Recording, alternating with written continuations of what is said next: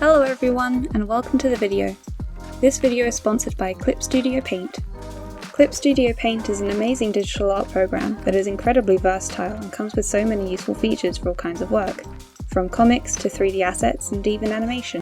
One of the best things about this program is that it's super affordable. They also have an up to 30-day free trial depending on your device, so you can test out the program and see if you like it before spending any money. In this video, I will be showing you my personal process in creating a digital illustration in the form of a Speedpaint, as well as describing some of my favourite tools and features to use. With all the introduction out of the way, let's get on with the Speedpaint. As always, we start with a sketch.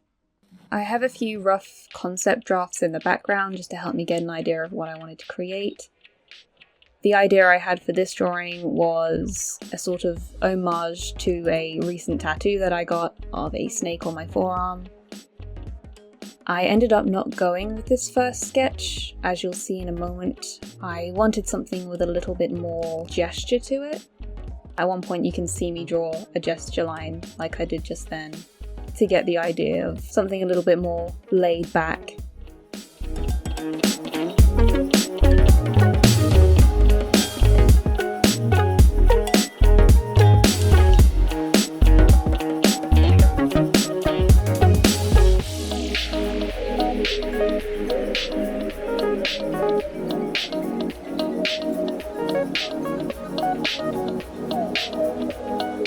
It can take a few tries to get the right kind of sketch for what you want to do.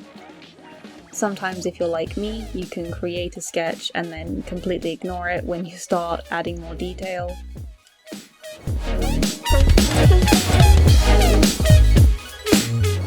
Some people may put more detail into their original sketches than I do, but I tend to prefer to just go with it. And I often end up using the sketch as my line art layer, just because I personally prefer something a little more rough. A lot of people find that they prefer their sketches, and when they eventually line it, they end up hating it. I am one of those people. Sometimes lines look okay, and they really are necessary for some pieces, but in my case, I tend to get quite fed up of doing line art and it just makes me not enjoy art anymore. So to solve that problem, I just stop doing line art unless I really need to. And a lot of the time my sketch is clean enough that I don't need to, especially with the general style and texture that my art tends to have. It's very rough and natural, almost painterly. Gives the impression that it could have been traditional. Obviously it's not, but I like that added texture to it. Sometimes with digital art, it can be a little bit too perfect and a little bit too smooth, and it just isn't as visually interesting as it could be. Again, that's my personal preference. There is no right or wrong way to do art. You'll notice that I drew the character naked at first. That's just a habit. I tend to get really into drawing the bodies and getting the anatomy right, and I think I just forget that I'm gonna eventually need to put clothes over the top of it. It's more just for fun for me, and it's a good way to make sure that the clothes fit over the body in the right way when you eventually put the clothes on.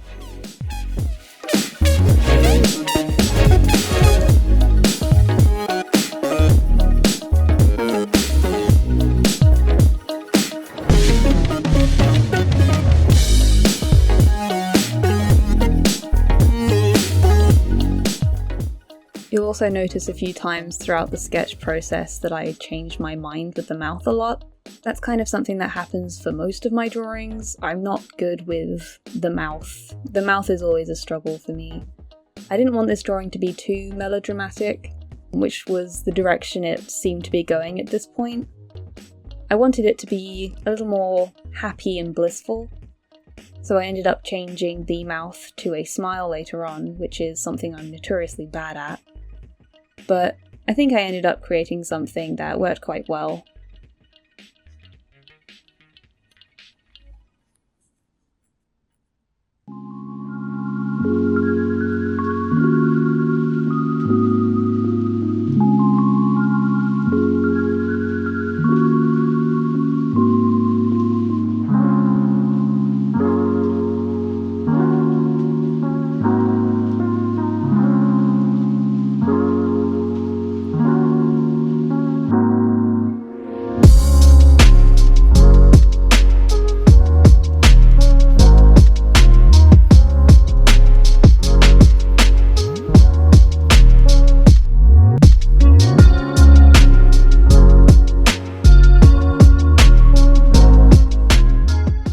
comes to drawing clothes, it's really helpful when the character you're drawing is wearing clothes that you actually own.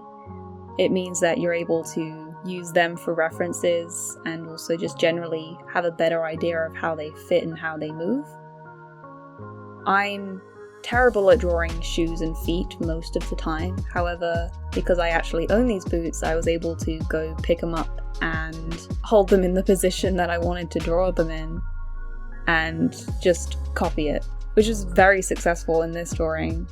That's not always an option though when you're creating or designing shoes from scratch. Unfortunately, a lot of my characters are in the fantasy genre, and I don't have much in the way of fantasy footwear. But it's nice to draw characters like this, and I enjoy drawing myself actually, sort of as a visual representation of how I feel and my vibe, I suppose.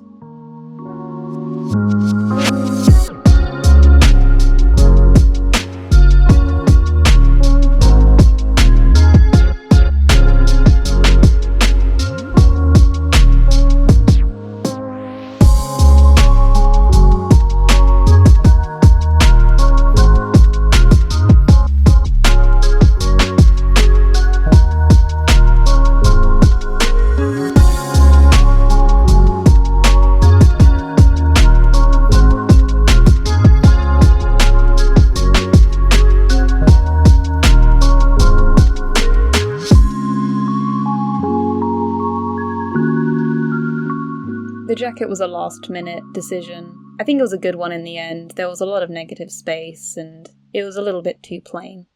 Again, this jacket is something that I have. I got it recently from a thrift shop. Very good purchase.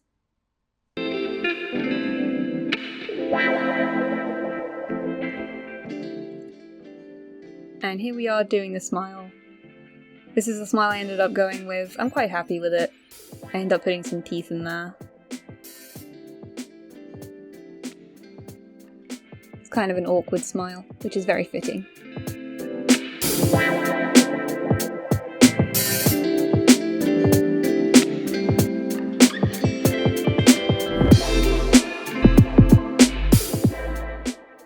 You'll notice that I flipped the canvas a lot.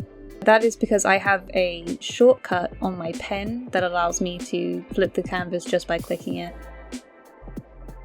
A lot of the time, artists face the issue of drawing something and then when they flip the canvas, they find that it looks weird, like it's lopsided or wonky and it just doesn't look right flipped the other way.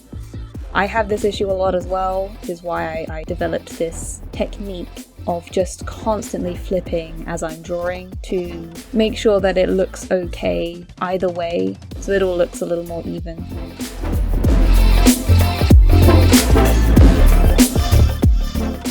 The brush I use for my sketches and lines, pretty much everything except colouring, and even sometimes with colouring, is the design pencil. I flip between using the real pencil and the design pencil. I just like the texture that it creates, and again, it gives it that sort of traditional look.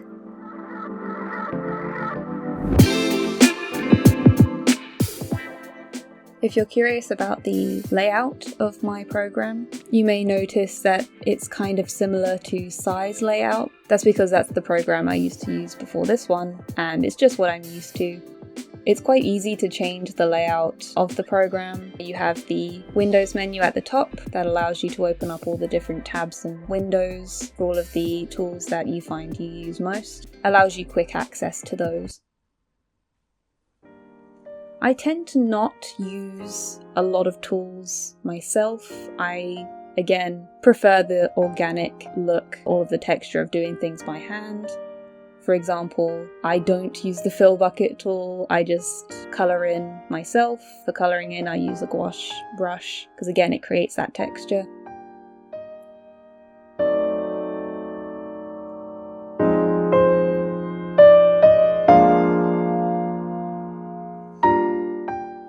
But yeah, there are plenty of tools available in the program that allow you to fill in your drawings quickly, options that allow you to ignore gaps so that you don't have to constantly fill in every single gap in your lines, which is very useful.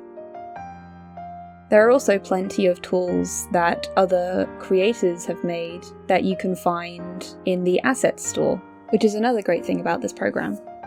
The Assets store has tons of brushes and other kinds of assets that you can very quickly and easily download. There are tons of amazing brushes that you can actually get for free. I've downloaded a few myself. Again, I don't use a lot of tools, but sometimes they can come in handy, especially when you want to find certain shapes and textures.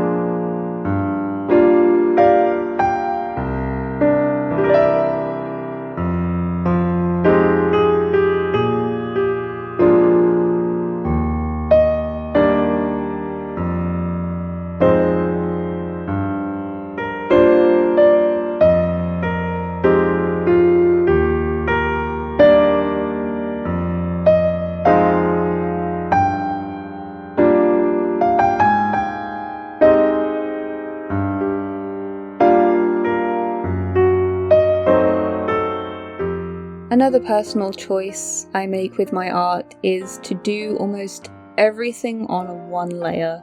A lot of artists will hate me for this or think I'm crazy, but again, it just simulates traditional art. I feel like it's very easy to overcomplicate things when you do things digitally, and it can honestly be really therapeutic if you want to get an effect or a colour, to just find it yourself and add it straight on there without having to mess around with layers and filters. I do, however, mess around with layers and filters at the end of my illustrations. I do some fancy stuff with my line work, and I do put a few filters over the top of it at the end as well. It may be a bit of a longer process. I'm typically quite fast, but there are plenty of ways that you can do this a lot quicker if you maybe don't have as much time, but I prefer to take it slow.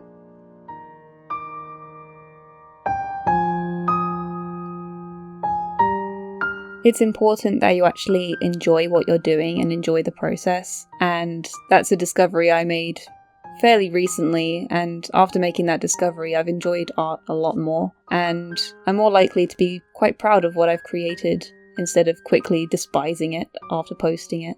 I also give up on art way less. Before, I used to start pieces and then give up after a while, especially after it got to the line art, where I just didn't enjoy the process anymore, and I would have no drive to finish it.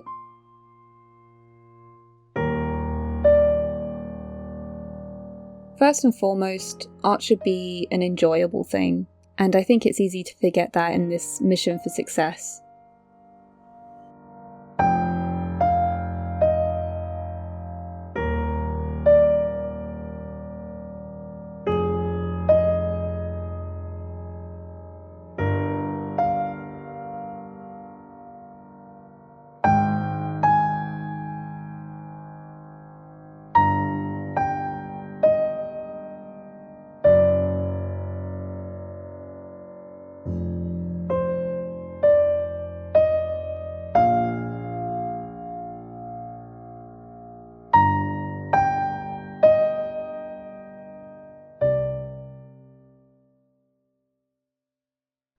I forgot to record the last of the Speedpaint. But that's okay! Luckily for me, Clip Studio has a built-in feature that, when enabled, automatically records your canvas and creates a time-lapse that you can export.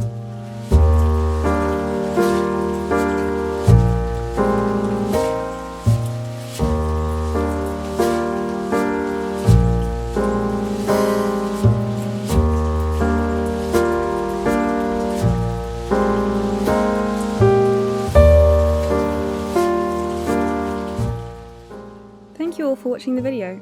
I hope you enjoyed learning about the program I use and my process for drawing. I know a lot of you have been asking me to show you for a while, and I'm glad I was finally able to do so. I post a lot of the recorded time lapses of my drawings on TikTok, so follow me there to see more, as well as my Instagram for general updates and artwork. Also check out the links below for the Clip Studio website, Twitter account and free trial. That's all for this video. See you next time.